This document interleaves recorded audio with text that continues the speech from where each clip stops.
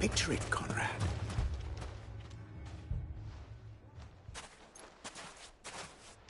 Ah, Conrad.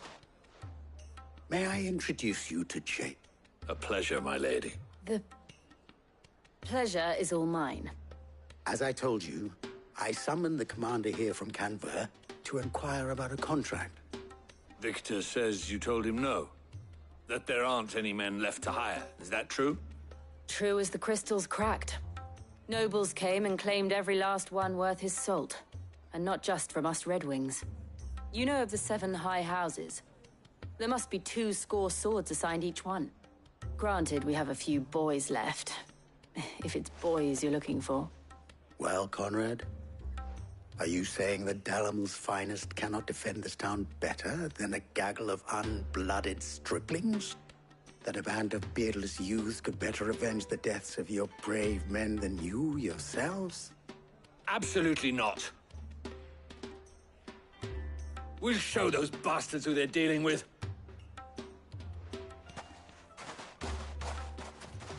I can't believe that actually worked. Conrad's not what you call the brightest candle in the crypt. And there's a reason why I had you do the talking and not Sid. Well played, my lady.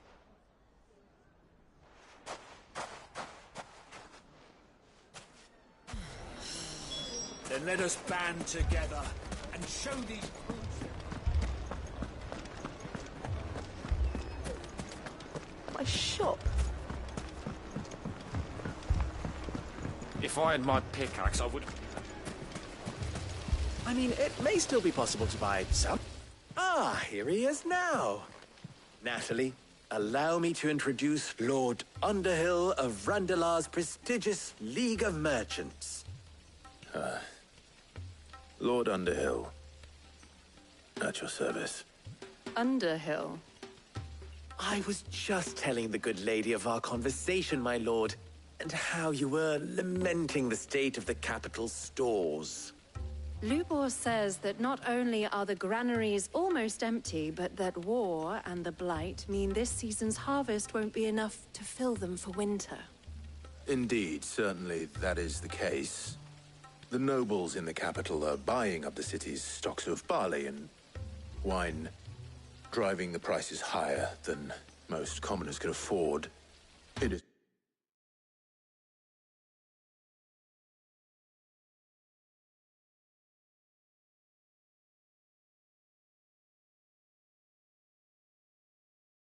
only a matter of time before... It is worse than I thought. If what Lord Underhill says is true, I fear we have little hope of supplementing our stores, meager. And while I applaud your endeavors to dissuade our more bellicose citizens from seeking vengeance, I sense Conrad is not wrong in his assessment of the bandits' likely return. Which means that now, more than ever, we will need to secure what little we still have. Food, weapons, herbs, everything. If our humble town is to endure not only this hardship, but those that are certain to follow, we must stand united. All right. If it will help to protect my home, I'll do it. But you needn't have gone through this charade.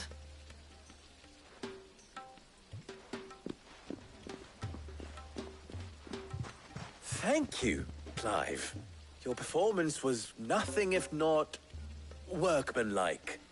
She saw right through it. I didn't say it was good, merely that it produced the desired effect. Now, my scouts should be returning shortly. Meet me back at the Briar's Kiss, and we shall see what we face.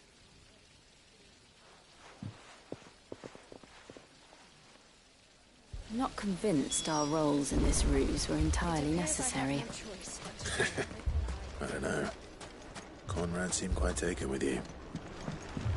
Mummy, I'm scared. Oh, I'm ruined. Good news, Sid. Both Conrad and Natalie have somewhat gracefully accepted their new roles. With time, they may even learn to Time no longer appears to be the luxury it was before lunch. I take it your scouts found the bandits. Technically, it would be the bandits who found my scouts. It appears they march for Dalimil as we speak. All of them. You're not serious. They don't just want food, they want the whole damn town.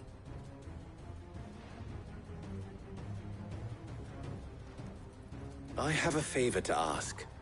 I'm told the bandits march in two groups, one from the south and one from the desert, in a move doubtless intended to stretch our already gossamer-thin defenses.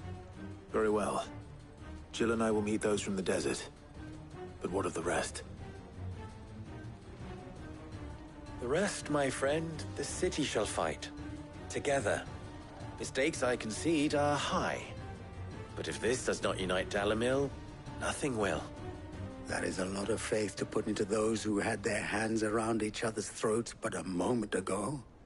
Then it will be for us to see that their hands are kept occupied. And I do mean us. I thought you might say that. We'll hold them off for as long as we can. And we will do the same.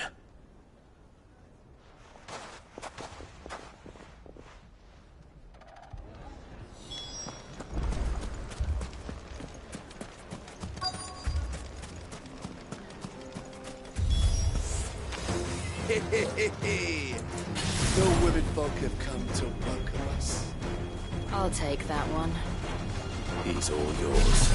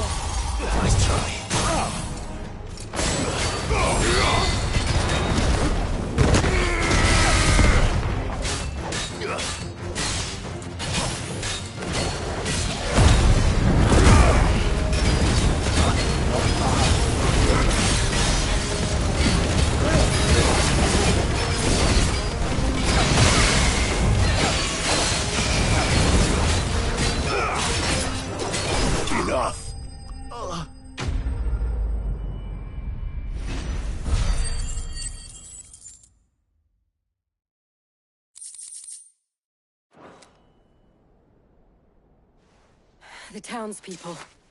Could they have held out? I don't hear any fighting. What do you think? That we should hurry.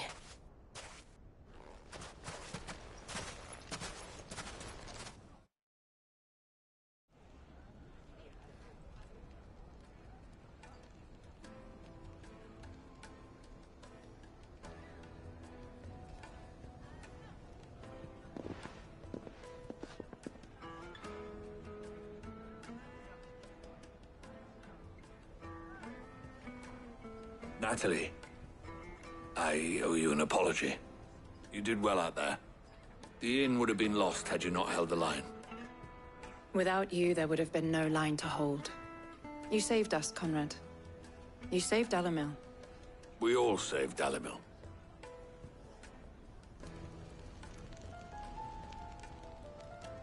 Conrad seems to have had a change of heart.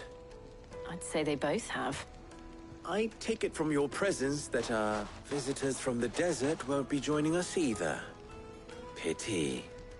The plan worked, Sid. Granted, it only took an army of bloodthirsty bandits at our gate. Come now, Victor. Why quibble over the details?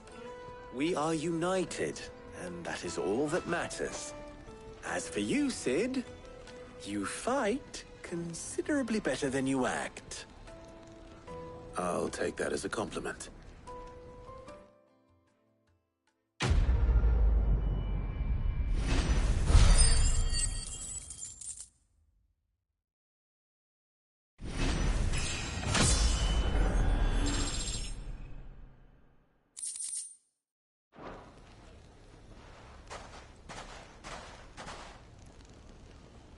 Our friends seem to have things under control.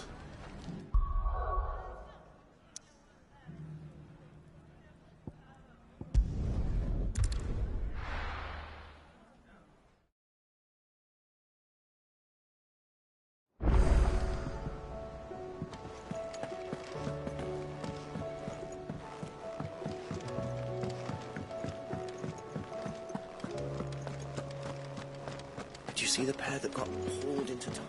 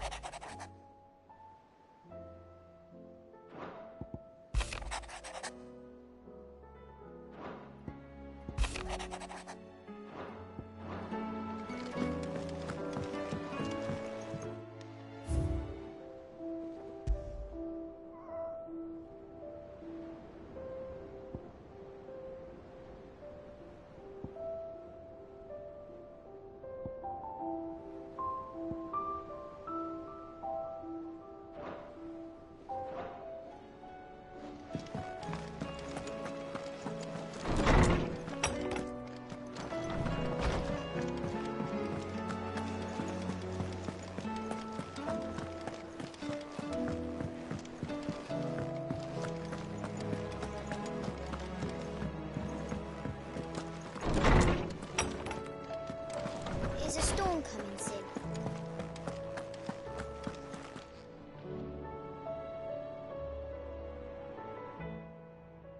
I was wondering when next you'd visit. I have compiled some new entries, if you would like to see them. What subject shall we consider today?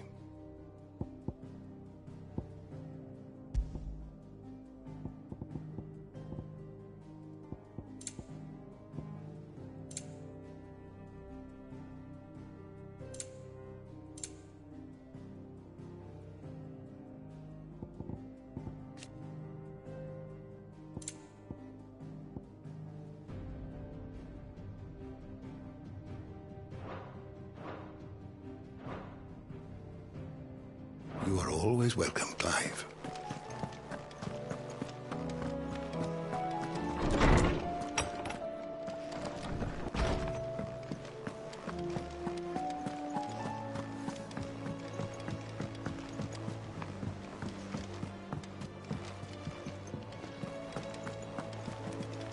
I'd be happy to tell Otto everything that happened.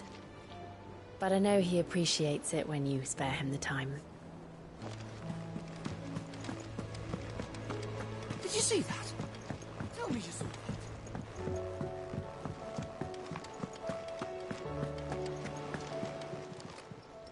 How may I help you today, Clive? Here you are. Best of luck out there, Sid. Was wondering when you'd turn up. Had owls from all our friends thanking you for your timely intervention. How is it you always manage to arrive at just the right moment? Luck, I suppose. Any word on the rest of the realm? Let's see. Storm's still crying out for Mother Crystals, the nations are still in chaos, and the skies are still the colour of a kick in the kidneys 2 days on. So... Right. Clive, we knew this was going to happen. Well, not the bleeding skies part, but you take my point. Now's not the time to second-guess yourself. Now's the time to visit the infirmary. Talia says your brother's awake. Thank you, Otto.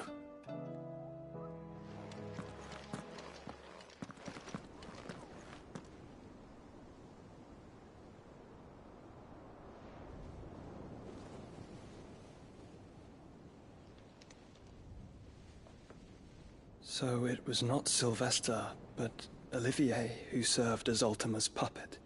And when Dion learned of this, he sought to slay the fiend.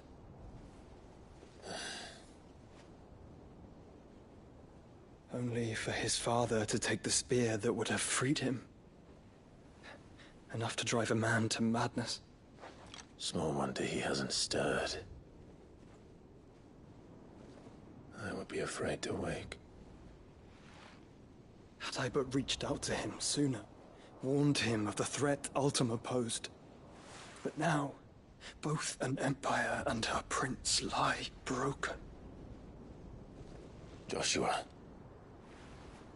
what do you know of Ultima?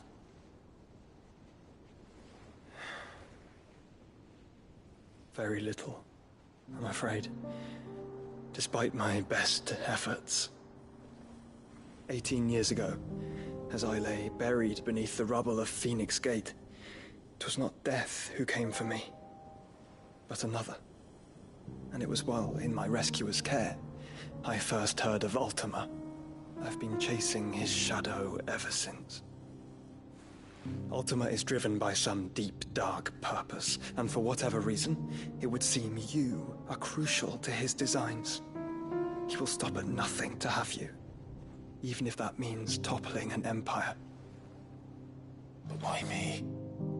What possible use could I be to such a creature? That is one of many answers that have eluded me. Yet, I am certain of this. It is not mere chance. You were chosen for a reason. All dominants carry within them the might of an icon. Nigh limitless power that is at once acutely limited. I wield fire, and only fire. And I only ice. 8 wardens for 8 elements. But you, Clive. You are different. You're special. Your abilities begin with the flames of Ifrit. But they do not end there. The fact Ifrit can even exist goes against everything we thought we knew of dominance. Perhaps Ultima has been waiting for one such as you, whose potential is truly limitless. I've encountered that thing several times now. If it or he, as you say, needs me, why hasn't he claimed me as he did the boy? Were I to hazard a guess, I'd say the two of you are somehow incompatible. His mind not properly attuned to your body. His mind? Mind, awareness, spirit, call it what you wish. But I believe Ultima to be an embodiment of the concept. It is why I struggle and fail to contain him here inside me. I'm sorry. Inside you? With every setting sun, I feel my strength wane. And though the Phoenix's flames mend the prison I have made for Ultima, they do so at a cost. We must find a means to bring an end to him before I meet my own. What were you thinking? It was that or let him take Clive. And I've always had a soft spot for my brother. But that doesn't mean you should sacrifice yourself to save me.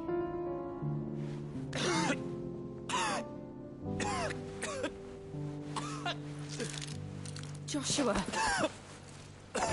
Clive! It's Gav! There's an army of Akashic at the gates of Canver.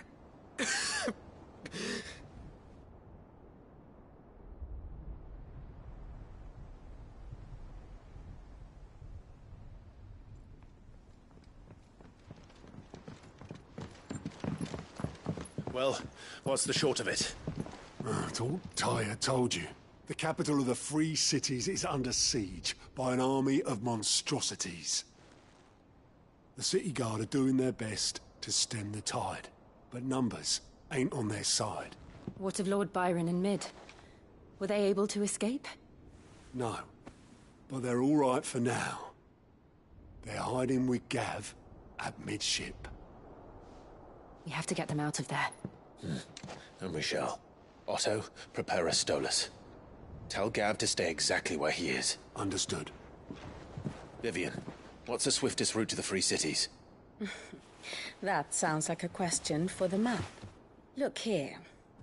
This road, through Tabor, should provide the least trouble. Good. What a coincidence. Tabor is exactly where I'm bound. Joshua, Bed is where you should be bound. You don't think I told him the exact same thing? Were Tyre not such a talented healer, I would surely have been inclined to agree. But, thanks to her ministrations, I feel I may safely rejoin my attendant, who was to wait for me in Tabor if we became separated. All right, we travel together. Clive. If he stays close to me, he'll be fine. Thank you, brother. I'll look after him.